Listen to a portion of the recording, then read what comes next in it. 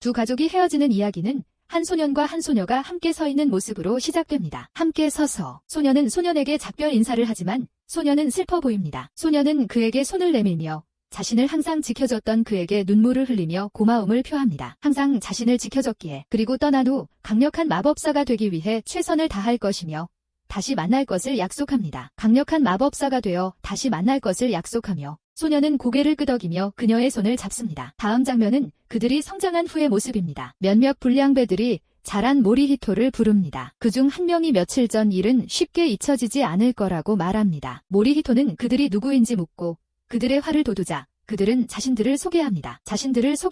그중 모모타라는 자는 며칠 전 그들이 학생을 괴롭히자 모리히토가 그를 구해줬던 일을 상기시킵니다. 학생을 괴롭히던 중 모리히토가 그를 구해줬던 것을 상기시키며 그러면서도 그는 그들을 다시 괴롭혔고 그것은 그들을 정말 짜증나게 했습니다. 그들은 그를 공격하기 시작하지만 모리히토는 그들의 공격을 쉽게 피하며 그들보다 강하고 그들을 다시 치고 싶어 하지 않는 모습을 보입니다. 하지만 결국 모모타가 그를 치는데 성공합니다. 나중에 우리는 모리히토가 집에 있는 것을 발견하는데 그의 아버지는 그가 왜 그들을 쉽게 이길 수 있었는데도 맞도록 내버려 두었는지 묻습니다. 모리히토는 모모타는 과거에 자신이 맞도록 내버려 두었던 사람이라고 설명합니다. 어렸을 때 그는 그를 심하게 다치게 했습니다. 그의 아버지는 그것은 과거의 일이고 그들은 그에게 힘을 조절하는 법을 가르쳤다고 지적합니다. 모리히토는 만약 그가 모모타가 자신을 치도록 허락하지 않았다면 그들을 없애지 못했을 것이고 자신이 한 일이 가장 안전한 선택이라고 생각한다고 주장합니다. 밥을 먹으면서 그의 아버지는 그가 오래전에 작별 인사를 했다고 말했던 작은 마녀 소녀를 기억하는지 묻습니다. 모리히토는 충격을 받고 그녀와 함께했던 추억들을 떠올리는데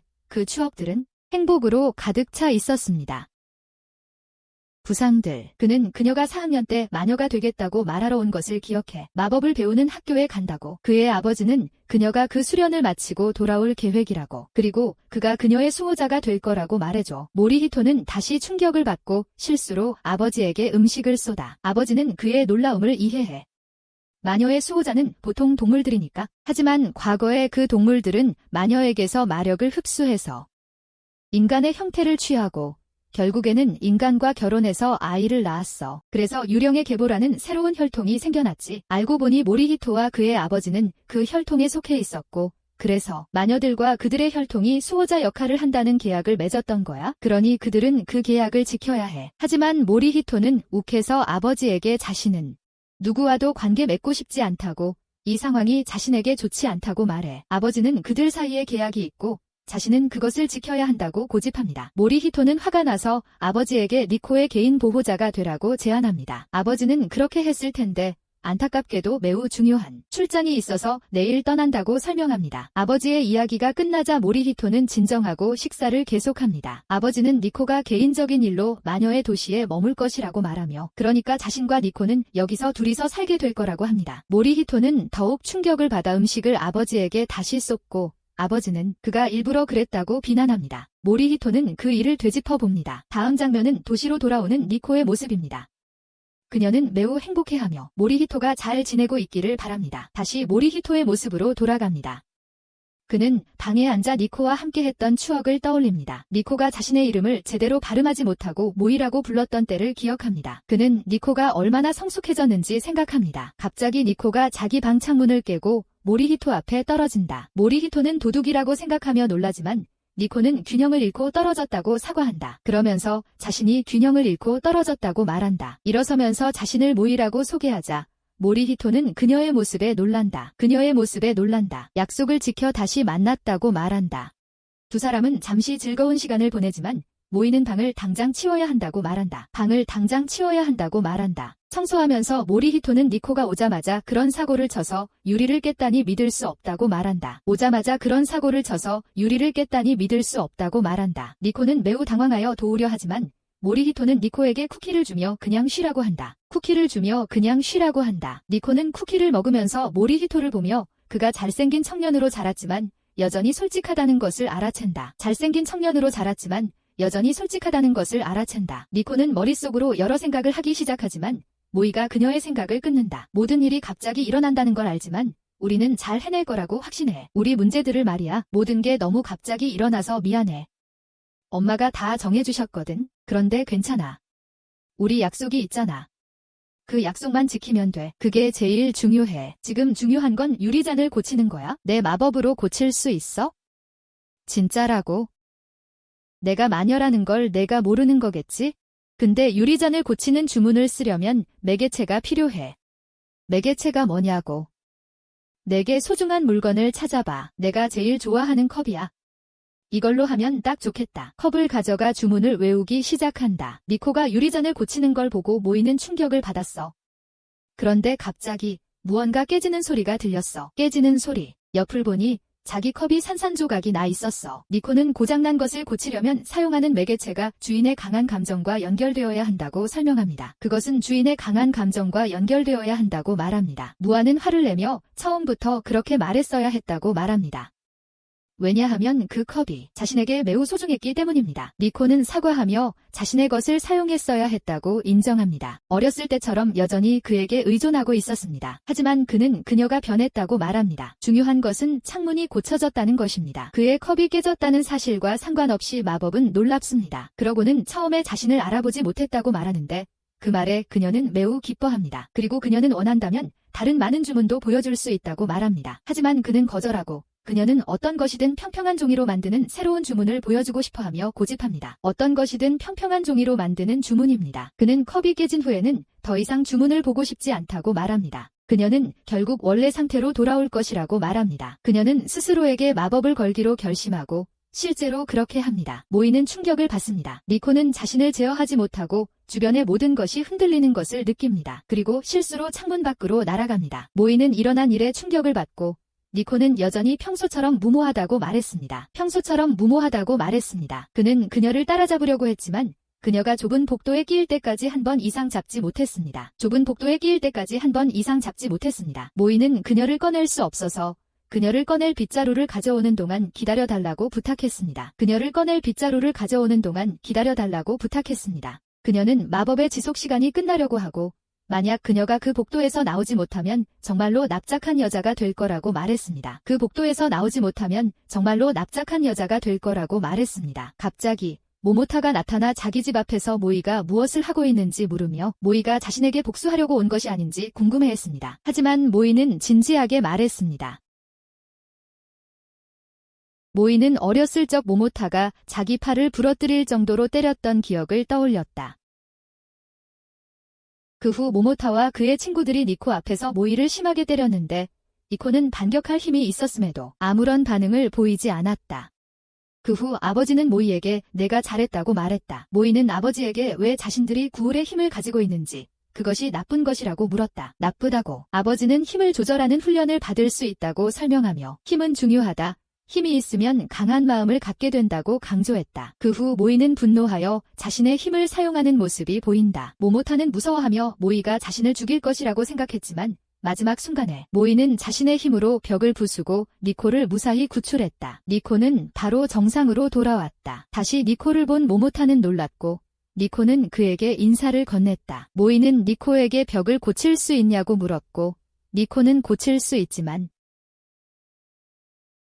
벽주인의 귀중한 것을 필요로 한다고 말했다. 그때 모이는 모모타의 머리카락을 주문해 사용하기로 했습니다. 그리고 실제로 벽은 수리되었고 모모타는 머리가 벗겨진 채 무슨 일이 일어났는지 어리둥절해했습니다. 무슨 일이 일어났는지. 그 후 모이와 니코는 떠났고 니코는 일어난 일에 대해 모이에게 사과하며 모모타의 머리카락을 사용한 것이 실수였는지 물었습니다. 모이는 이제 쌤쌤이라고 그녀를 안심시켰습니다. 니코는 동의했고 모이는 모든 것이 잘 끝났고 이제 집으로 돌아갈 필요가 있다고 말하며 계속했습니다. 집으로 돌아가야 했습니다. 갑자기 니코가 멈춰 서서 부탁이 있다고 말했습니다. 알고 보니 옷을 사고 싶었던 것이었고 결국 많은 옷을 사서 모이는 짐을 들고 가면서 팔이 부러질 것 같다며 그 양에 대해 의아해했습니다. 니코는 그가 강한 구울이니까 그런 말 하지 말라고 농담했습니다. 그러고는 자신이 주문을 걸어 도와주겠다고 말했고 그 주문은 물건들을 정말 가볍게 만들었습니다. 니코의 주문이 끝난 후 모이가 물건을 들려고 하자 그는 놀랐습니다. 그 가벼움을 말해주며 니코에게 니코의 마법이 믿을 수 없을 만큼 놀랍고 매우 유용하다고 말했다. 그 말에 니코는 엄청나게 기뻐했다. 니코가 걷기 시작하자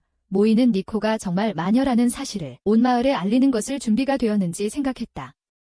그러면 주목을 받게 되고 위험에 처할 수도 있기 때문이었다. 목숨이 위험해질 수도 있었다. 니코는 그럼 내가 뭘 하라는 거야? 집에 갇혀 있어야 해? 라고 반박했다. 모이는 그게 좋을 것이고 위험을 줄일 수 있을 거라고 말했다. 니코는 그의 생각을 이해한다고 대답했지만 마녀들 사이에는 사람들을 도와야 한다는 규칙이 있다는 점, 그리고 자신과 같은 초보 마녀의 마법은 불안정하기 때문에 사람들과 상호작용하는 것이 실력을 안정시키는 데 도움이 된다는 점을 지적했다. 혼자 있는 것은 오히려 흑마법에 빠지게 할 뿐이었다. 모이는 마법을 사용하면서 사람들과 교류하는 것이 니코에게 더 낫다고 말했다. 모이에게는 힘들겠지만 니코는 동의했다. 그것은 마치 자신의 수련을 완성하는 것과 같았다. 다른 사람들을 도울 수 있는 강력한 마녀가 되기 위한 수련을 완성해서 다른 사람들을 도울 수 있는 강력한 마녀가 되기 위한 과정이었다. 모이는 니코의 꿈이 멋지다고 생각하며 미소 지었고 그녀가 이루도록 도와야 한다고 생각했습니다. 그녀의 꿈을 그는 말했습니다. 니코는 그의 반응에 깜짝 놀라 만약 그들이 사귀기 시작한다면 어떻게 행동해야 할지 생각하기 시작했습니다. 데이트를 한편 탑 중 하나에서 불이 났고 도움을 요청하는 여자의 목소리가 들렸습니다. 도와달라고. 니코는 그녀를 돕기로 결심했지만 모이는 위험할 것이라며 그녀를 말리려 했습니다. 특히 많은 사람들이 있는 상황에서 니코는 전에 다른 사람들을 돕기 위해 마법을 사용하겠다고 말했던 것을 상기시키며 자신의 나는 빗자루를 꺼냈습니다. 나르는 빗자루를.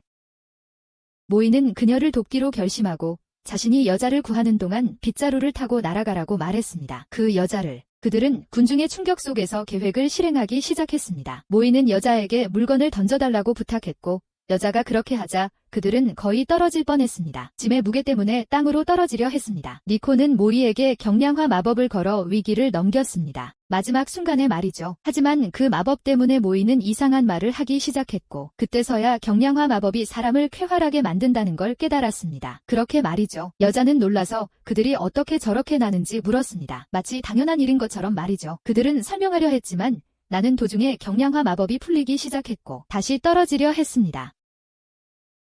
하지만 무사히 착륙했고 여자가 목숨을 구해줘서 고맙다고 하는 동안 그들은 안도의 한숨을 내쉬었습니다. 감사 인사를 받으면서 말이죠. 그때 니코는 짐을 두고 왔다는 걸 떠올리고 다시 돌아가기로 했습니다. 짐을 가지러 말이죠. 그들은 여자에게 작별 인사를 하고 떠났고 여자는 그들의 모습에 놀라움을 금치 못했습니다. 일어났어요. 그 후 집에 돌아와 지친 모이와 니코에게로 넘어갔어요. 평소보다 무겁게 느껴지는 무거운 물건들을 나르느라 녹초가 되었죠. 니코가 마법책을 읽어보니 모이와 니코 모두에게 영향을 미치는 경량화 마법의 부작용 때문에 그만 바닥에 쓰러지고 말았어요. 땅에. 나중에 모이와 니코는 예상치 못한 하루에 일어난 모든 일들 때문에 짜증을 내며 투덜거렸어요. 이런 일들이 다 일어날 줄은 몰랐다면서요.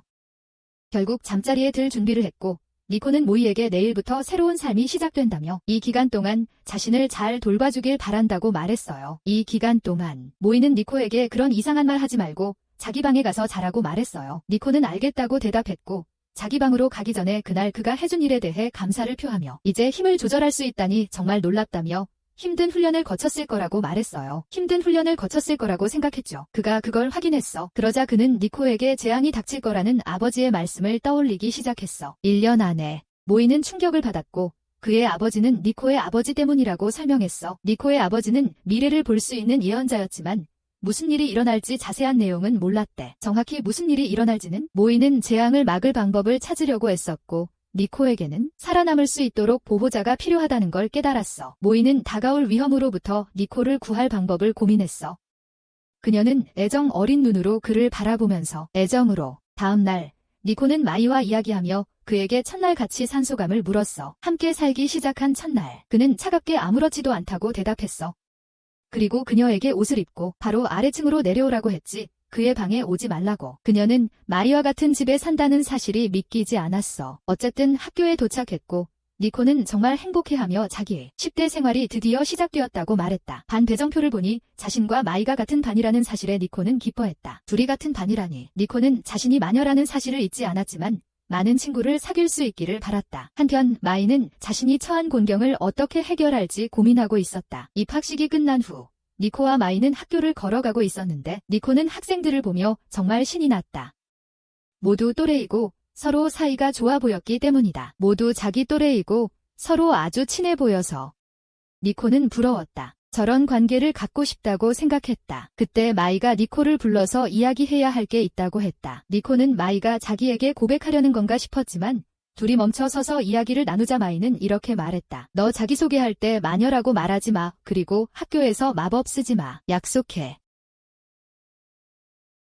문제를 피하라. 물론 그녀는 그의 말에 짜증이 났다. 그 후 그들은 수업에 갔고 선생님은 자신을 소개했다. 그녀는 자신의 취미를 말하려던 참이었지만 만약 자신이 만화책 읽는 것이 취미라고 말하면 놀림을 받고 괴롭힘을 당할 거라는 생각을 하기 시작했다. 그래서 그녀는 취미가 취미라고 말하기로 했다. 어쨌든 학생들은 그녀가 이상하다고 말했다. 그 후 선생님은 학생들에게 자기소개를 시킬 것이라고 말했다. 자신을 소개하라고. 그 순간 마이는 니코에게 그의 충고를 잊지 말고 자신이 마녀라고 말하지 말라고 했다.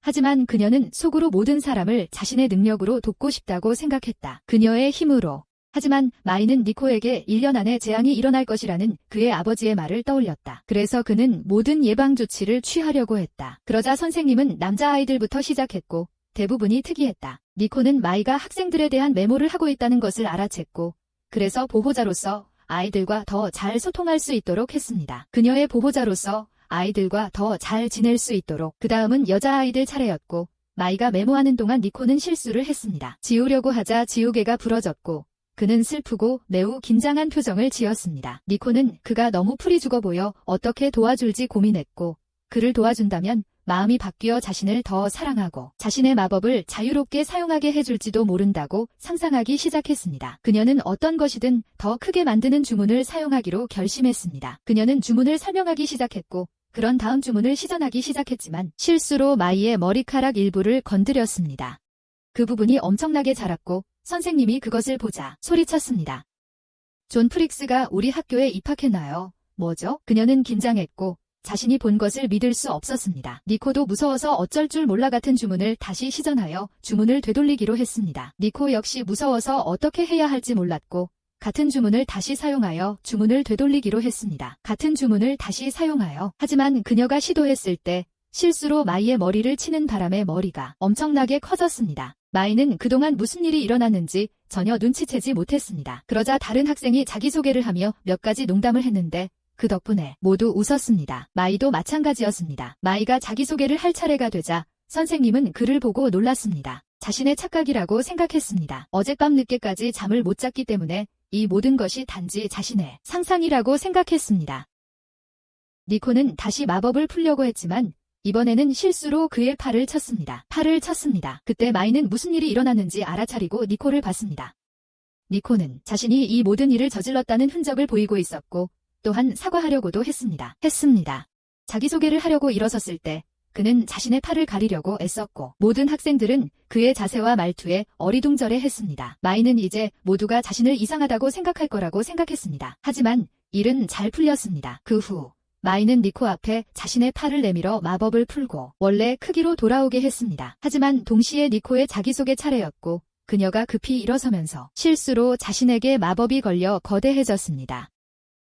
반 아이들은 모두 겁에 질렸습니다. 그때 그녀는 자기소개를 하며 자신이 마녀라고 말했고 그것은 마이를 매우 좌절하게 만들었습니다. 하지만 선생님은 그들이 처음부터 그녀의 어머니에 의해 마녀로 선택되었다는 것을 설명했고 그래서 놀라운 일이 아니었습니다. 니코는 슬픈 표정으로 서 있었고 모두가 호기심 어린 시선으로 그녀를 바라보았습니다. 마이는 속으로 그녀에게 친구가 있었으면 좋겠다고 생각했지만 일이 그렇게 된 후로는 아무도 그녀를 알고 싶어하지 않을 거라고 생각했습니다. 방과 후 마이는 니코를 집에 데려다 주겠다고 했고 니코는 그러겠다고 했습니다. 하지만 그녀의 반 친구 중 한 명이 그녀를 불러 함께 집으로 걸어가자고 가는 길에 식당에 들르자고 했고 마이는 동의했고 니코는 기뻐했습니다. 그 여자아이들이 식당에 도착했을 때 몇몇 남자들이 그들에게 작업을 걸려고 하는 것을 만났습니다. 그들은 말했습니다. 하지만 그 여자아이들 중 한 명이 말했습니다. 그 순간 한 남자가 그녀에게 말을 걸려고 했지만 그녀는 쏘아붙였습니다. 우린 너 같은 놈들하고 시간 낭비 안 해. 그 말에 남자들은 충격을 받았습니다. 그들은 떠났고 여자아이들은 식당으로 들어갔습니다. 나중에 니코는 카라라는 여자아이에게 그녀가 한 일이 정말 멋졌다고 말했고 카라는 얼굴이 빨개졌습니다. 카라는 대답했습니다. 그러자 코코미는 학교에 마녀가 있는 게 정말 좋다며 니코에게 마법과 주문에 대해 이야기해달라고 부탁했습니다. 니코가 정말 마법을 쓸 수 있는지 물었어요. 니코는 자신감 있게 자신은 마법을 쓸 수 있고 아주 쉽다고 말했어요. 그 자신감이 위험할 수도 있다며 카라는 말했어요. 니코는 전에 살던 곳에서는 친구가 없었다고 말하기 시작했어요. 자기 또래 친구가 없어서 혼자 보내는 시간이 많았대요. 그래서 지금처럼 또래 친구들과 어울리는 게 정말 기대된다고 했어요. 라고 말했어요. 니코는 카라와 코코미가 중학교 때부터 친구였냐고 물었어요. 코코미는 맞다고 하면서 중학교 때는 외로운 아이였고 책 읽는 걸 좋아해서 다른 학생들에게 이상하다고 놀림을 받았다고 덧붙였어요. 하지만 어느 날 카라가 코코미에게 다가와서 식당에 가자고 초대했고 코코미는 그러자고 했어요. 그때부터 친구가 되었대요. 카라가 한 행동이 정말 멋지다고 니코가 말하자 카라는 다시 얼굴이 빨개졌어요. 하지만 카라는 말했어요. 니코가 대답했고 그녀는 물었고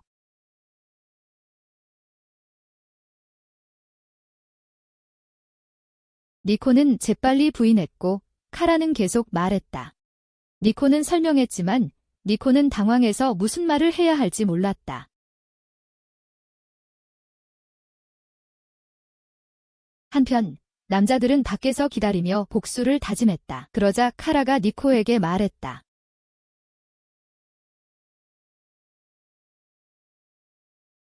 동시에 남자들은 그들을 공격할 준비를 하고 있었다. 하지만 모든 상황을 지켜보다가 남자아이들을 무자비하게 때렸다. 그동안 누군가 모에 대해 거짓말을 하고 험담을 퍼뜨렸고 그의 이미지를 매우 나쁘게 만들었다. 여자아이들이 식당을 나서면서 모의 외모에 속았다고 말했다. 는 외모에 니코는 자기가 한 말이 미안했지만 약간 질투심을 느꼈다. 다음 날 학생들이 니코 주위에 모여 그녀가 멋지다고 말했는데 이것은 니코가 친구를 사귈 수 없을까 봐 걱정했던 모를 기쁘게 했다. 반면에 어떤 남자아이들은 모에게 니코를 소개시켜달라고 부탁하기도 했어요. 카라는 그들에게 마법을 보여달라고 했고 모는 화가 났지만 니코는 정말 신이 나서 마법을 쓰기 시작했어요. 선생님이 들어오셔서 교실의 상황을 보시고는 소리쳤어요.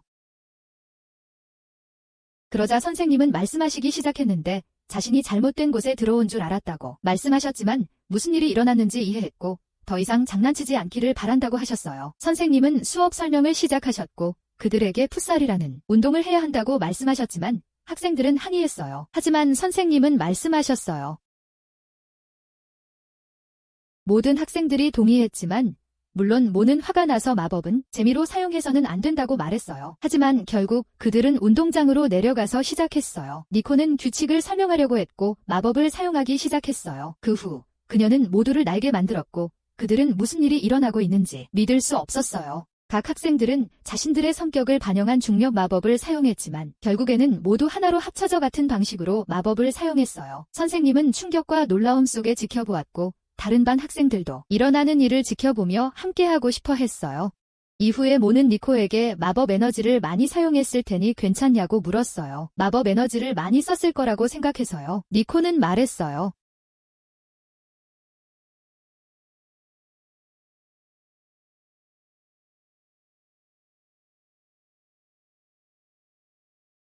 그러자 모는 말했어요. 니코는 대답했어요. 그때 모는 어렸을 적 자신이 평범하지 않다는 이유로 친구들이 자신을 멀리했던 기억을 떠올렸어요. 자기가 평범하지 않아서 친구들이 멀리했던 기억을요. 모는 니코에게 말했어요.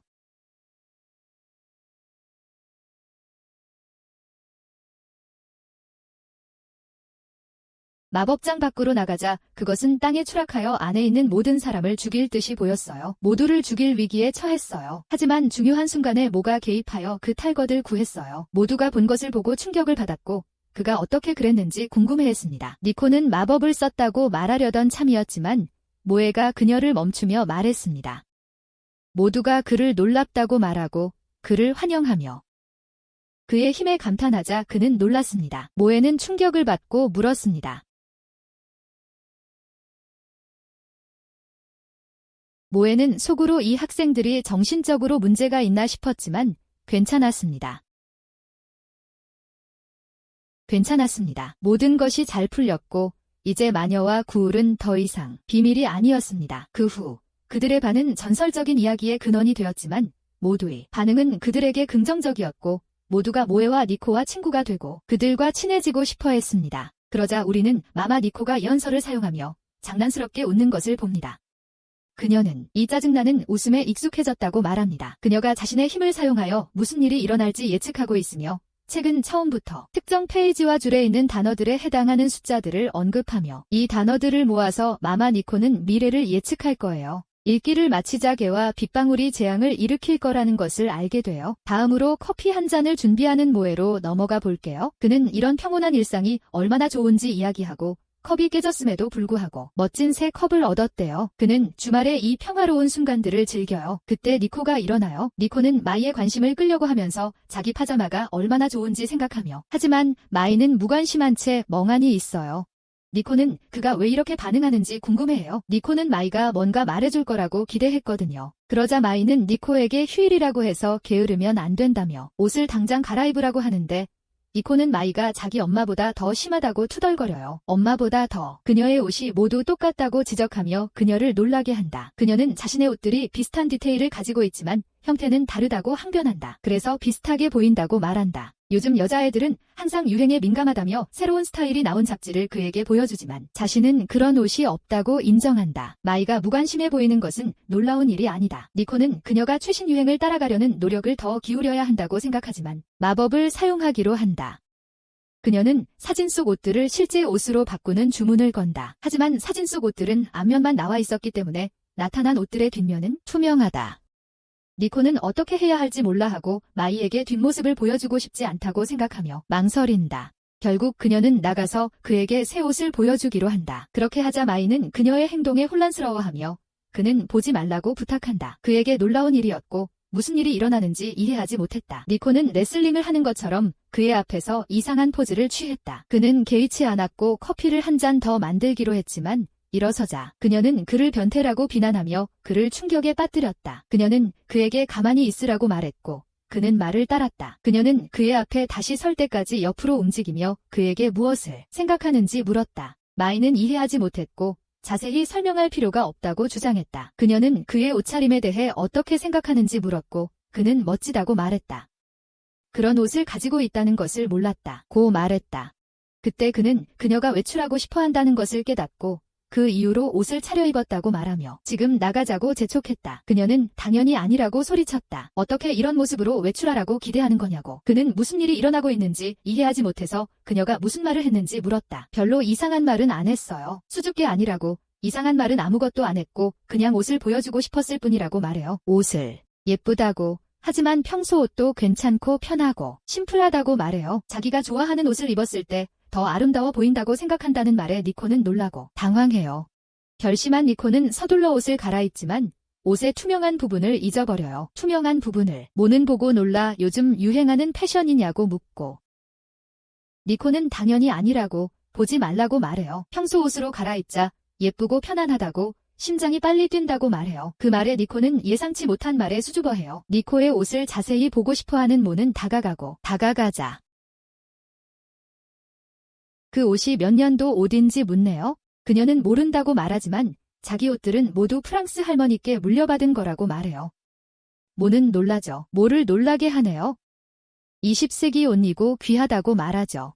그러자 니코는 모가 그 옷을 입었을 때 심장이 빨리 뛰었던 이유를 깨닫고 모에게 말하죠. 물론 그 옷이 고급이라서 심장이 빨리 뛰었던 거라고요. 그리고 요즘엔 그런 옷을 찾아볼 수 없다고 말하죠. 니코는 속상해하고 자기 코트는 아돌프 것이며 40년대 옷이라고 말하죠. 니코는 그에게 놀라워하며 빈티지 옷에 심장이 빨리 뛰는데 자기가 시스루 옷을 입었을 땐 그렇지 않았다고 말하죠. 모는 아무렇지도 않게 자기 옷이 시스루였지만 아무것도 보지 못했다고 말하죠. 아무것도 못 봤다고 말하네요. 니코는 속상해하네요. 한 지붕 아래 사는데 전혀 신경 안 쓴다고 말하죠.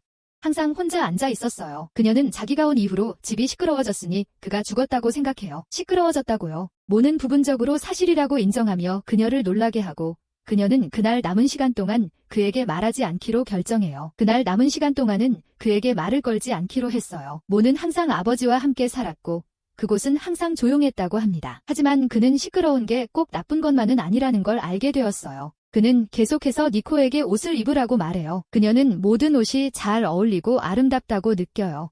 그는 옷 취향이 비슷해서 그저 신이 났던 거예요. 그는 저녁을 만들어서 외식을 하러 갈 거라고 말하고 니코는 기뻐해요. 나중에 그들의 집에 니코를 위한 택배들이 도착했어요. 모는 그게 뭐냐고 묻고 그녀는 책과 만화책이라고 설명해요. 그리고 만화책이라고요. 그는 자기 주소로 된 택배 하나를 발견하고 니코는 그게 분명히 그의 어머니로부터 온 편지였고 그는 궁금해졌다. 소포 안에는 편지가 있었고 그는 편지를 읽기 시작했다. 니코의 엄마가 일본의 유즈키쿄라는 마을에 살고 있다는 것을 알게 되었는데 그 이유는 마녀 사냥이 있었고 그 도시가 마녀들의 새로운 보금자리가 되었기 때문이었다. 니코의 엄마는 예언에는 많은 마법이 에너지가 필요하기 때문에 그곳에 정착하여 힘을 기르고 완전한 예언을 이루고 딸에게 무슨 일이 일어나고 있는지 이해하기 위해 머물고 있다고 했다. 그래서 그녀는 이 기간 동안 모에에게 딸을 보호해달라고 부탁했다. 니코의 엄마는 그가 어릴 적부터 자신을 항상 도왔기 때문에 딸을 잘 돌봐주기를 바란다고 말했다. 그 후 니코는 모에에게 물건을 옮기는 것을 도와달라고 했지만 그는 그녀에게 스스로 책임을 지고 옮겨야 한다고 말했다. 이 일로 그녀는 모에가 어머니의 편지를 읽은 후 책임감이 커졌다는 것을 깨달았다. 어머니의 편지를 읽은 후였다. 니코는 마법을 쓰려고 했지만 모에는 부작용 때문에 그러지 말라고 경고했다. 마법을 쓸 때 발생하는 부작용에 대해 말하며 이 일에는 마법을 쓰지 말라고 그녀에게 말했다. 그녀는 부작용이 없는 마법이 있다며 반박하고 마법을 사용하기 시작했다. 마법을 다 쓰자 니코의 또 다른 모습이 나타났지만 모에가 보니 니코와 그 복제체 모두 키가 작아져 있었다. 니코가 짐을 들려고 하자 들 수 없어서 다른 복제체에게 도움을 요청했고 모에는 아무것도 안 했다면서 이 마법은 실패작이라고 소리쳤다. 2명이 되었지만 상자는 하나밖에 들지 못했다. 모에는 1명이 아니라 2명을 지켜봐야 한다고 생각하며 화가 났다. 몹시 화가 났다. 그러자 니코는 2 복제체를 2개 더 나눠 일을 더 빨리 끝내자는 생각을 했다. 일을 더 빨리 끝내려고 했다. 4명이 되었지만 여전히 상자 하나밖에 들 수 없었고 모에는 더욱 화가 났다. 결국 그는 직접 짐을 나르기로 하고 일을 끝냈다. 빨리. 니코의 복사본들이 모에를 놀렸고 그는 그녀에게 하나의 버전으로 돌아가라고 말했지만 그녀는 그에게 잠시만 기다려달라고 부탁했습니다. 그는 동의하고 편지를 읽는 것을 마저 했습니다. 그는 니코의 엄마가 새로운 예언을 접했다는 부분에 이르렀는데 개와 빗방울이 재앙을 일으킬 것이라고 암시하는 내용이었습니다. 갑자기 모에는 개가 자신을 쫓는 소리에 니코가 비명을 지르는 소리를 들었습니다. 그는 그녀를 구하려고 달려들었고 그녀를 보호하는 과정에서 어깨를 물렸습니다. 알고 보니 개 주인이 와서 개가 풀려났다고 사과했습니다. 모에는 화가 나서 그런 일이 흔하다는 것을 이해하지만 만약 그런 일이 다시 일어난다면 무시하지 않겠다고 대답했습니다. 개와 주인은 겁에 질려 도망쳤습니다. 니코와 그녀의 복사본은 두려워서 모에에게 매달렸고 원래 버전으로 돌아가기로 결정했습니다. 그 후 니코는 일어난 모든 일 때문에 울면서 사과하기 시작했습니다. 모의 부상으로 끝난 것은 그녀의 잘못이었어요. 그는 괜찮다고 그녀를 안심시켰어요. 나중에 니코는 모에게 커피를 타주려고 갔는데 니코 엄마가 보낸 주문을 열었어요. 그 주문이었죠. 편지에는 주문의 봉인이 사라졌다면 재앙이 일어났다는 뜻이고 그렇지 않다면 단순한 문제라는 뜻이라고 적혀 있었어요. 그래서 모는 개와 빗방울로 인해 어떤 재앙이 올 수 있을지 생각하기 시작했고 일반적인 문제였어요. 날씨를 확인하려고 뉴스를 보기 시작했어요. 정말로 밤이 되자 비가 내리기 시작했고 누군가 모의 집을 밖에서 지켜보고 있었어요. 밖에서요. 나중에 모와 니코는 니코의 기력을 회복시키는 수단인 팥을 사러 나갔어요. 니코의 기력을 회복시키는데 필요했거든요. 모는 그녀에게 그런 날씨에 왜 나왔냐고 물었고 그녀는 어쩔 수 없었다고 말했어요. 그는 그녀와 함께 가지 않고 집에 있을 수도 있었어요. 모는 예언에 대해 이야기하려다 말았고 그냥 잊어버려. 집에 가자고 했어. 모는 니코에게 예언에 대해 경고할 방법을 생각하고 있었어. 그래서 니코가 조심하고 애니메이션 이야기를 하는 동안 자신이 니코를 더 잘 보호할 수 있도록 모는 애니메이션에 관심이 없었거든. 그걸 눈치챈 모는 그에게 꾸중하며 말을 다시 하라고 했어. 그는 사과하고 다시 말해달라고 부탁했어. 그녀는 그 애니메이션이 강아지에 대한 것이라고 말했고 그는 충격을 받아 그녀를 꽉 잡고 어떤 강아지냐고 물었어. 니코는 일어난 일에 짜증이 났지만 모는 오직 니코를 어떻게 보호할지에 대해서만 생각하고 있었어. 비 오는 날의 말이야. 그러고는 니코에게 우산 아래로 오라고 했고 니코는 놀라면서도 동시에 설렜어. 그리고 누군가 자신들을 보길 바랐지?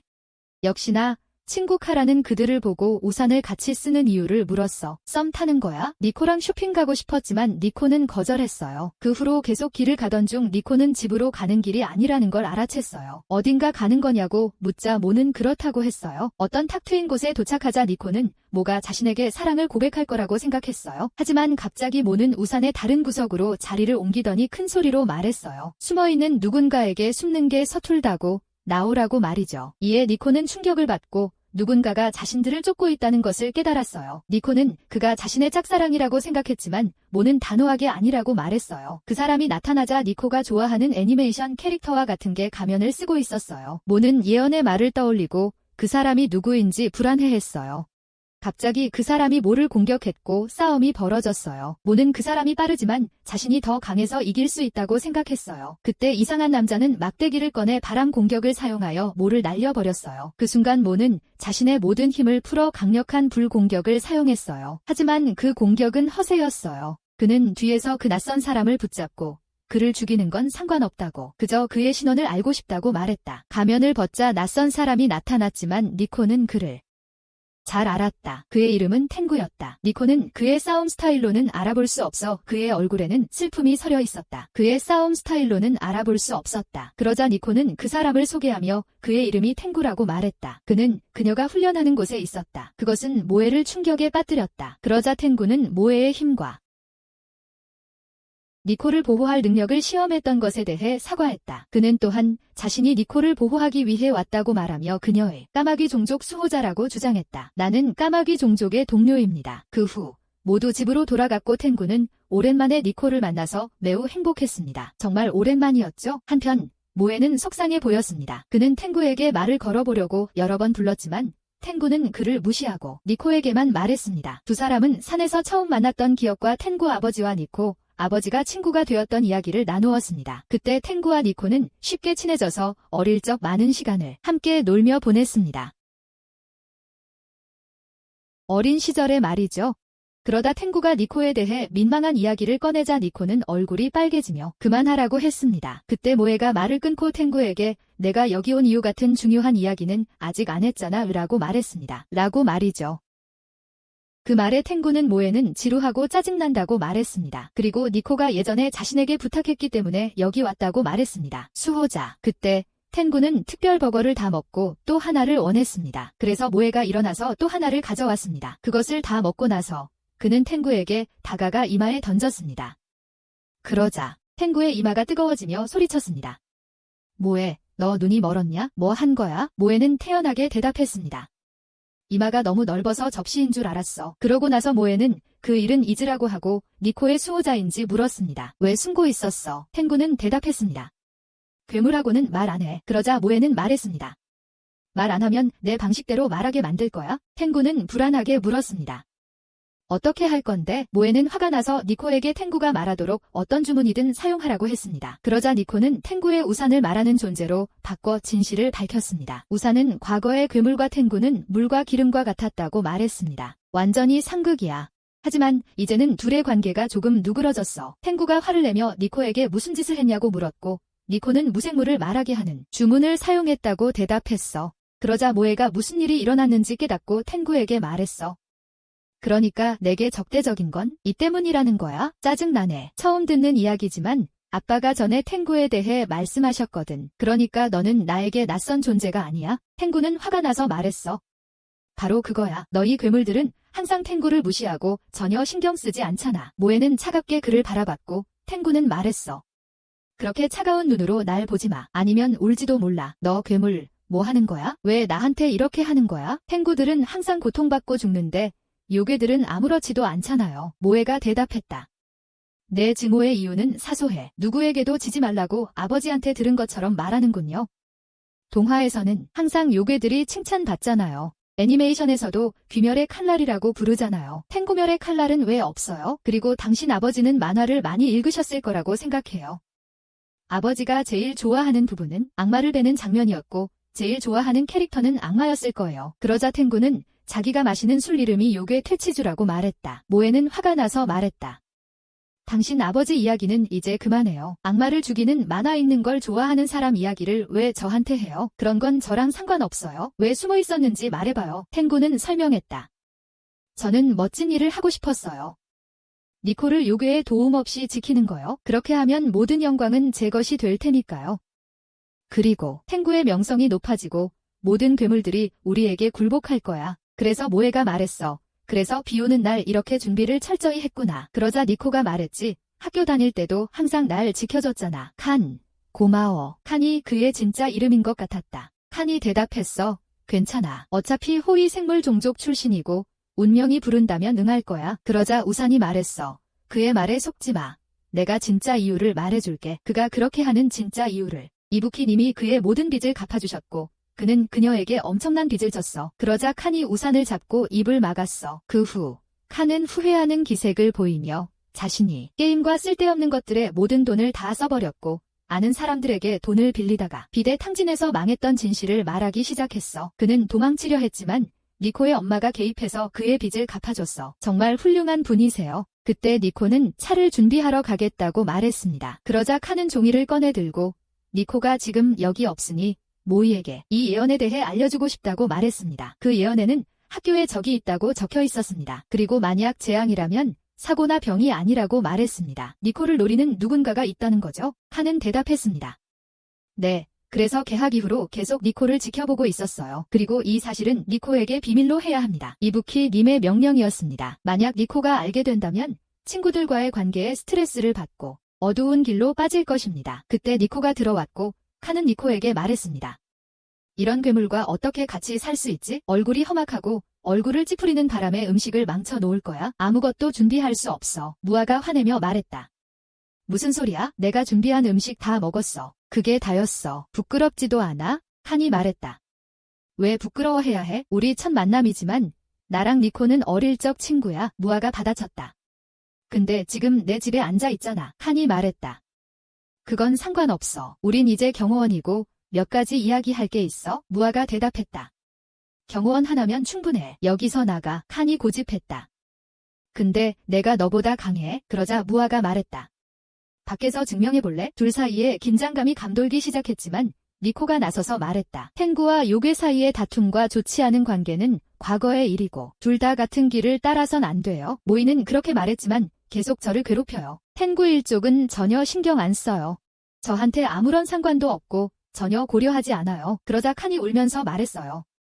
괴물들이 너무 싫다고요. 도망치기 전에 니코는 이 일에 화가 나서 물었어요. 너희 관계가 왜 이래? 그러자 니코는 좋은 생각이 났어요. 음식에 마법을 걸 거예요. 두 사람이 그것을 먹으면 절친이 될 거예요. 그 후 칸이 슬프고 화난 표정으로 들어왔어요. 칸이 말하려고 하자 니코가 말을 끊었어요. 걱정 마. 식사 시간이야. 먹자. 간식 상자가 하나밖에 없자 모이와 칸은 놀랐어요. 니코가 말했어요.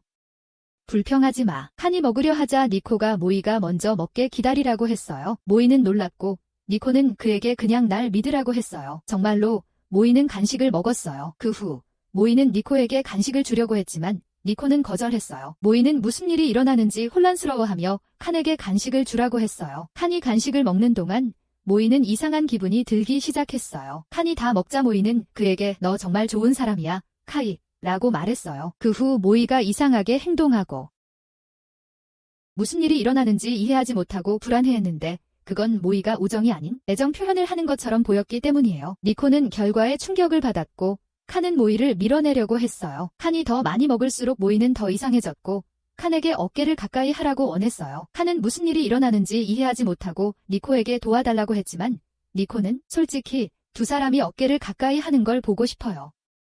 라고 말했어요. 그 순간 칸은 욱해서 도망치기 시작했어요. 도망치던 중에 풍선이 나무에 걸려 슬퍼하는 두 아이를 봤어요. 아이들을 도와 풍선을 꺼내 주었는데 그러는 사이에 제 간식을 떨어뜨렸어요. 간식을. 아이 중 한 명이 칸에게 말하려고 하자 칸은 괜찮다고 내가 가져도 된다고 했어요. 아이들이 간식을 먹고 나니까 칸과 모이처럼 어깨를 맞대고 싶어졌대요. 니코가 아이들을 찾았는데 아이들은 서로 어깨를 맞대고 있었어요. 서로의 어깨에. 그러고 집에 돌아왔는데 니코는 자기 때문에 이렇게 될 줄 몰랐다며 사과하려고 했어요. 그럴 줄은 몰랐다고요. 칸은 화가 났지만 니코는 아이들이 사이좋게 지내길 바랐다고 했어요. 그때 초인종이 울렸어요. 니코가 문을 열었는데 갑자기 비명을 질렀어요. 모이가 재빨리 달려갔는데 니코는 아파하고 있었어요. 문을 열고 나서 엄마가 보낸 옷을 입으려는데 갑자기 옷이 너무 꽉 끼는 거예요. 그런데 어디선가 눈이 있는 누군가가 나타나서 마녀의 딸, 너를 드디어 잡았다. 하고 말했어요. 상대가 마법을 쓸 수 있다는 말에 그는 놀랐습니다. 니코에게 다가가려 하자 옷이 더욱 조여왔고 니코는 고통스러워했습니다. 그러자 괴물은 옷의 크기와 꽉 끼는 정도를 조절할 수 있다면서 이제 니코의 손을 묶어 마법을 사용하지 못하게 했다고 말했습니다. 완전히 제압당한 거죠. 그녀는 완전히 그 괴물의 지배 아래에 있었습니다. 마법 괴물은 니코를 납치해서 날아가 버렸습니다. 모이는 니코를 뒤쫓으려 했지만 칸이 그를 진정시키며 천천히 하라고 날아다니는 사람을 어떻게 잡겠냐고 물었습니다. 잠깐 기다리고 자신에게 맡기라고 했습니다. 칸은 자신의 힘으로 주변의 모든 까마귀들을 조종하며 모이에게 그 까마귀들이 모두 자신의 친구들이며 필요한 모든 정보를 제공할 것이라고 말했다. 까마귀들은 그들에게 필요한 모든 정보를 제공할 것이라고 말했다. 칸은 그중 한 마리 까마귀에게 소녀가 나는 것을 보았는지 물었고 까마귀는 긍정적으로 대답하며 그녀를 향해 날아갔다. 그리고는 그녀를 향해 날아가기 시작했다. 모이와 칸은 니코에게 도착하기 위해 까마귀들을 따라갔다. 니코는 괴물로부터 도망치려 했지만 소용없었다. 그러자 니코는 자신이 어려움에 처할 때마다 모이가 항상 자신을 찾아 구해주었기 때문에 모이가 자신을 구하러 올 것이라고 확신한다고 말하기 시작했다. 어디에서든지 어려움에 처하면 모이가 항상 자신을 찾아 구해주었다고 말했다. 현재로 돌아와 아무리는 괴물이 니코의 에너지를 빨아들이며 비행하고 있고 따라잡을 수 없을 것이라고 말하는 동안 니코에게 도착했다. 괴물은 니코의 에너지를 빨아들여 비행하고 있으며 그들은 따라잡을 수 없을 것이라고 말했다. 모이는 칸에게 까마귀 가문 출신이니 날 수 있냐고 물었지만 칸은 그들에게는 굴들처럼 뿔이 없어진 것처럼 날개가 없어졌다고 말했다. 그들은 굴들이 여러 세대를 거치면서 뿔을 잃은 것처럼 날개를 잃었다고 말했다. 여러 세대가 지나면서 말이다. 그때 낙하산이 나타나 그들을 버리고 간 것을 나무라자 칸은 그녀에게 니코가 위험하다며 멈추라고 말했다. 갑자기 모이는 계획이 떠올랐고 칸이 힘을 써서 자신을 날려버렸던 것을 기억해냈다. 쓰러뜨렸던 것을 그는 칸을 보고 협력해야 한다고 말했다. 그들은 정말로 협력하기 시작했고 아무리는 니코에게 도착했다. 그러자 괴물은 단단한 형태로 변신하여 모이에게 이제 자신에게 아무것도 할 수 없다고 말했다. 아무것도 못한다고. 하지만 모이는 바로 그것을 기다리고 있었다고 말했다. 그는 본격적으로 공격하여 괴물을 물리치고 니코를 구출하는 데 성공했다. 하지만 그들은 땅에 떨어지려던 찰나 칸이 다시 바람의 힘을 발휘하여 그들을 구했다. 다시 사용해서 구해냈다. 모이는 세게 넘어지며 칸에게 일부러 그랬다고 말했지만 그러고는 옷을 보며 그 옷이 천으로 변하자 괴물이 정말로 무엇을 원했는지 궁금해했다. 천으로 변한 옷을 보며 괴물이 정말로 무엇을 원했는지 궁금해했다. 니코가 모이에게 고맙다고 말했다. 고마워. 항상 내가 저지른 모든 문제에서 날 구해줘. 모이는 이번엔 내 잘못이 아니었고 이제부터 조심해야 해. 라고 대답했다. 그때 관이 가까이 다가가 그의 귀에 속삭였다. 이 괴물은 재앙이 아니라고. 왜냐하면 그들이 도장이 찍힌 종이를 살펴보니 도장이 온전했기 때문이다.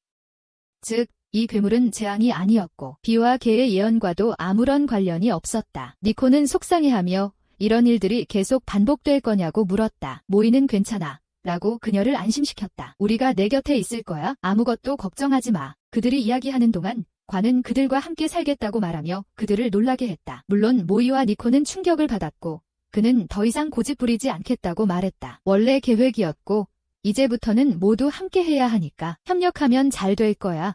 니코는 기뻐했지만 모이는 어리둥절해하며 말했다.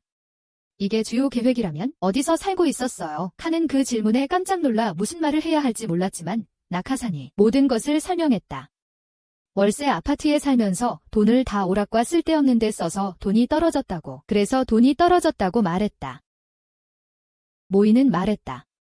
알았어. 돈이 떨어져서 계획도 없이 우리에게 얹혀 살려고 왔군. 칸은 낙하산이 한 집 때문에 낙하산에게 화풀이를 하려 했고 낙하산을 막으려고 했다. 반면 니코는 기뻐하며 서로 친해지기 시작했다고 말했다. 그러자 칸이 말을 시작했다. 탱구와 이글렌 사이의 문제는 자신에게 뿌리를 두고 있다고. 그 갈등 속에서 자라왔기 때문에 그걸 잇는 데는 시간이 좀 걸리고 많은 적응이 필요하다고. 하지만 지금은 이 문제를 해결해야 했다. 모이는 자기는 괜찮고 원망도 없다고 말했어요. 그러자 니코는 칸이 성실하니까 칸을 챙겨야 한다고 그에게 말했어요. 책임감 있고 요리도 잘해서 모든 걸 완벽하게 해내니까요. 그래서 믿음직한 사람이라 누가 챙겨줄 필요가 없는데 그래서 칸 같은 사람이 필요하다고 생각했어요. 칸은 그 뜻을 이해하지 못했고 니코는 모이와 칸이 친구가 필요 없다고 말했던 과거를 떠올리고 있었어요. 니코는 둘 다 외롭지만 인정하기 싫어하는데 이번 기회에 그걸 고칠 수 있을 것 같아 라고 말했어요. 하지만 그들은 그것을 부인했어요. 그 후 그들은 물건을 사고 그것에 대해 다투면서 집으로 가는 길이었어요. 그것에 대해 말이에요. 그러다가 칸이 전에 도와줬던 아이들을 봤는데 칸이 그들의 친구가 되어 애정을 얻은 것 같았어요. 그들만이 아니었던 것 같아요.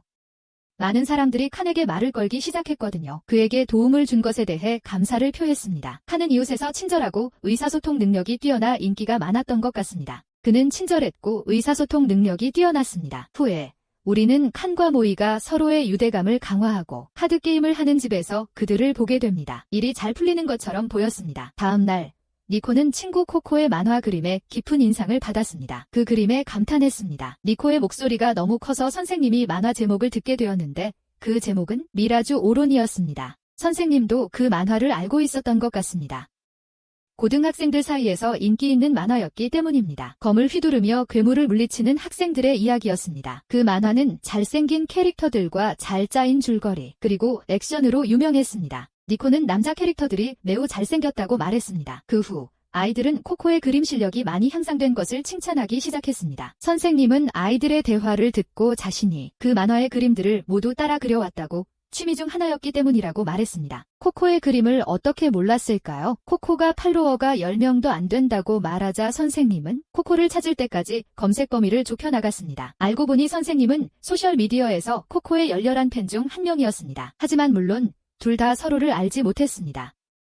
오타쿠의 삶은 소셜미디어에서 다르고 대부분 자신의 정체성을 숨기기 때문입니다. 선생님이 만화와 오타쿠에 대한 생각에 잠겨있는 동안 아이들이 선생님을 확인하러 와서 선생님을 놀라게 했습니다. 선생님은 입고 온 물건을 가지러 왔다고 말했습니다. 말하는 동안 코코의 그림을 보고 매우 눈길이 갔지만 자신의 반응을 감추고 아이들에게 빨리 집에 가라고 말했습니다. 그리고 나서 선생님은 떠났고 가는 길에 코코에 대해 생각하며 자신이 코코의 가장 좋아하는 작가님이죠. 그 후 선생님은 혼자 앉아 코코의 그림을 보면서 코코가 많이 성장했다고 오랫동안 코코를 지켜봐왔고 코코 페이지의 초기 팬 중 한 명이었기 때문에 알 수 있다고 속으로 말했습니다. 코코가 많이 성장했고 올바른 길을 걷고 있다는 사실에 선생님은 제자 코코가 매우 자랑스러웠고 코코 그림의 발전에 대한 모든 세부 사항을 설명하기 시작했습니다. 발전 과정을요. 그런 다음 가장 중요한 것은 그림 속 등장인물들 간의 관계 해석이라고 결론지었습니다. 그 관계들을 해석하는 것이요.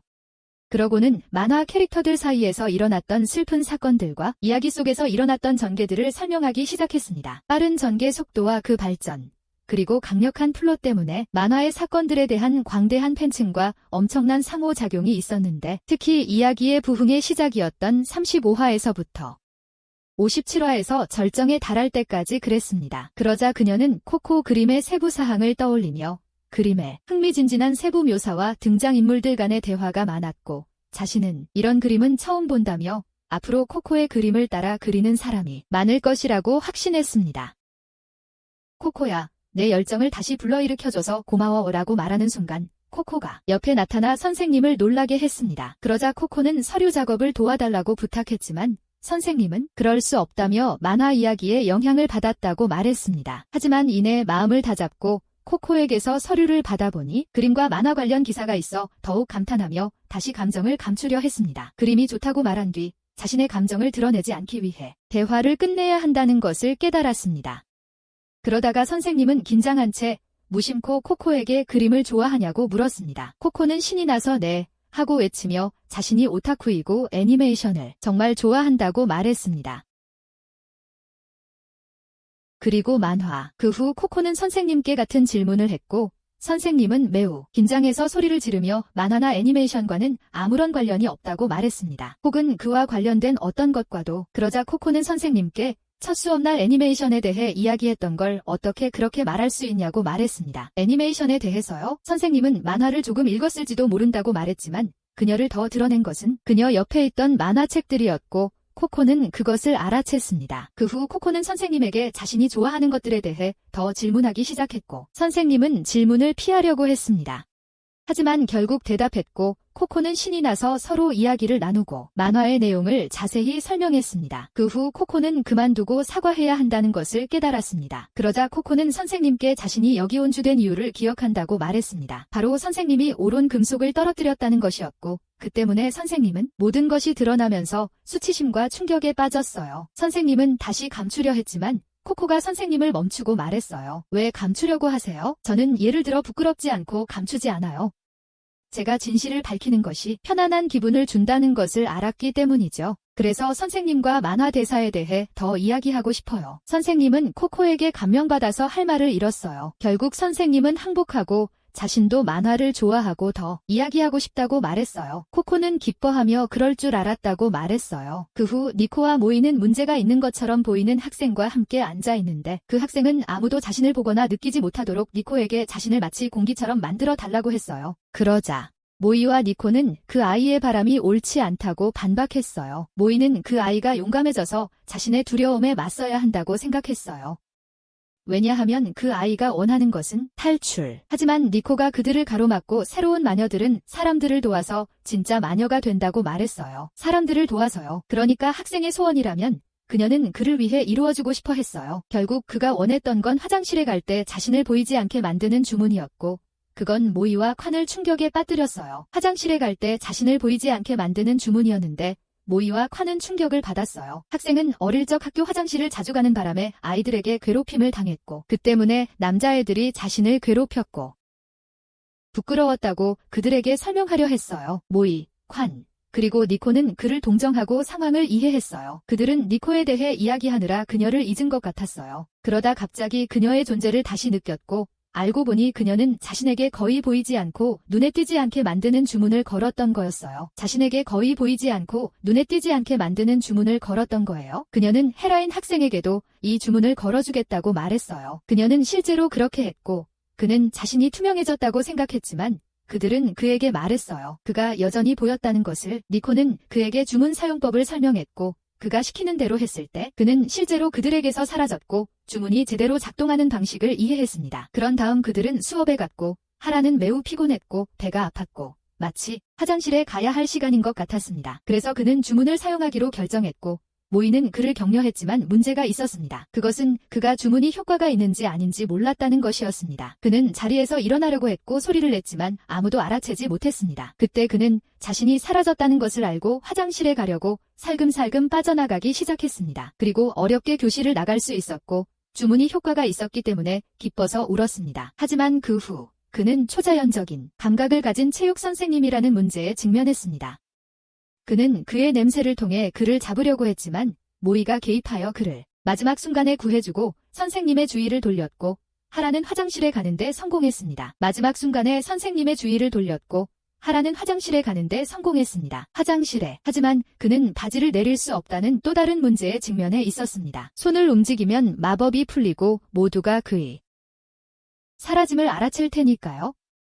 하지만 그를 구한 것은 수업 종소리였습니다. 그는 마침내 화장실에 갈 수 있었고 다른 학생들이 자신이 화장실에 간 것을 알아채고 괴롭힐 거라고 생각했지만 그들은 어른이 되어 그에게 사과했습니다. 그 후 하라는 니코에게 가서 고맙다고 말하고 더 이상 부끄러워하지 않고 앞으로는 손을 들고 평범하게 화장실에 갈 거라고 말했습니다. 미래에. 그러고는 어리석은 일에 마법을 쓰게 해서 미안하다고 니코에게 사과했지만 니코는 자신은 사람들을 돕는 것을 좋아하고 그것이 가장 중요하다고 말했습니다. 갑자기 니코의 마법석이 빛났는데 이는 하라를 도우면서 성장했음을 나타냈고 모두 기뻐했습니다. 그들은 모두 그것을 기뻐했습니다. 그러자 니코는 하라에게 자신이 성장할 수 있었던 이유가 하라 덕분이라며 고맙다고 말하고 앞으로도 계속해서 사람들의 고민을 들어주고 도와주고 싶다고 말했습니다. 그녀는 더욱 발전했고 모두 행복했습니다. 그런데 나무 위에서 그들을 쳐다보는 이상한 소녀가 있는 것을 봅니다. 학교 밖에서요. 그 후 그들은 집으로 돌아가려고 나갔는데 고양이 한 마리가 그들을 지켜보고 있었습니다. 그들이 걷고 있는 동안 선생님이 나타났고 도움이 필요한 것 같았습니다. 그리고 그들은 선생님과 함께 차에 갔고 선생님은 시동을 걸려고 할 때마다 고양이가 자신을 멈추게 한다고 말했습니다. 그러자 모이가 차를 들어 올리자 고양이는 놀라서 도망쳤고 문제는 해결되었습니다. 그리고 선생님과 학생들은 그의 힘에 감탄했습니다. 그 후 그 고양이가 그들을 지켜보던 소녀와 같은 아이였고 그녀의 이름은 네모였으며 그녀는 모이를 뚫어지게 쳐다보며 그를 자신의 정령으로 삼고 싶다고 말했습니다. 그러자 학생 중 한 명이 누구를 찾는 거냐고 물었습니다. 그러자 그녀는 당황해서 도망쳤습니다. 그런 다음 모이를 괴롭히던 칸으로 넘어갑니다. 모이가 그에게 물었어요. 왜 이러는 거야? 아직도 내가 질투나? 뭐야? 칸은 부인하려 했고 사람들이 모이에게 의존해서 화가 났다고 말했어요. 그러자 모이는 칸이 자신을 질투한다는 것을 확신했어요. 니코도 이상하게 행동했고 그들도 그를 질투하는 것 같았어요. 니코는 모이처럼 사람들을 돕고 싶어서 답답해했어요. 그때 칸이 고양이를 보고 작업을 걸려고 했어요. 그와 니코였지만 니코는 그들로부터 멀어지면서 화를 내며 자신에게 그의 목표는 모이라고 되뇌었어요. 모이는 그 분야에서 유명했거든요. 어린 나이에 치 능력을 얻었고 그가 모이가 되었다는 사실을 알았을 때 그녀에게는 충격이었어요. 그가 모이가 되었다는 것을 알게 되었을 때 니코는 친밀한 존재가 되었는데 이건 관습과 달랐고 니코가 그를 자신의 친밀한 존재로 만들기 위해 속였다고 생각했고 니코를 매우 질투했어요. 하지만 이 소녀는 매우 수줍어서 남자아이들과 이야기할 수 없어서 매우 슬펐고 자신을 탓하며 우울한 사람이라고 어쩌면 자신이 집으로 돌아가야 했어요. 하지만 그녀는 포기하지 않기로 하고 자신을 바꾸고 모이를 자신의 친밀한 동료로 만들어 어머니가 자신을 엘리트 가족 구성원으로 인정할 때까지 만들겠다고 말했어요. 그 후 네모가 그들을 집까지 따라가서 함께 들어가는 것을 보았고 모이 옆에 앉아 있었는데 니코가 그녀에게 작업을 걸며 만졌고 그녀는 소름이 돋아 도망쳤어요. 콴도 그녀에게 작업을 걸었지만 그녀는 그에게서도 도망쳤고 갑자기 자신이 모이의 발 위에 서 있는 것을 발견하고 심장이 두근거렸어요. 그때 모이는 자신이 고양이를 키우는데 많은 경험이 있고 고양이 키우는 것을 좋아해서 콴과 니코에게 고양이를 다루는 방법을 보여주겠다고 말했어요. 그는 실제로 네모를 부드럽게 만지기 시작했고 그녀는 편안함을 느꼈고 모이의 접근이나 만짐에 신경 쓰지 않았고 완전히 편안해하며 이런 기분을 느낀 건 처음이라고 속으로 말했어요. 니코와 콴은 모이가 고양이까지 길들일 수 있다는 사실에 질투심을 느꼈어요. 네모는 완전히 편안하고 안심하며 기분이 좋았어요. 그녀는 구울의 조상이 호랑이였다는 것을 기억했기에 모이로부터 도망치려 했지만 완전히 이완된 상태라 도망칠 수 없었다. 하지만 그녀는 그의 소나귀에서 벗어나야만 했다. 잠이 들면 변장 마법이 풀리고 다시 인간의 모습으로 돌아가 그들에게 발각될 것이기 때문이었다. 하지만 그녀는 잠들어 인간으로 변신하기 전까지는 아무런 힘도 없었고 모두가 이 사실에 충격을 받았다. 하지만 놀라운 것은 그들이 충격을 받은 이유가 콴이 게임 세트를 완료했고 네모의 인간으로의 변신을 눈치채지 못했기 때문이었다. 그러자 네모는 살금살금 도망쳐 탈출할 수 있었지만 모이는 자신이 곧 그녀를 다시 만날 것 같다고 말했다. 이어 네모가 나오는데 도망치느라 지쳐서 다음에 모이를 만나면 그를 자신의 정령으로 만들겠다고 말한다.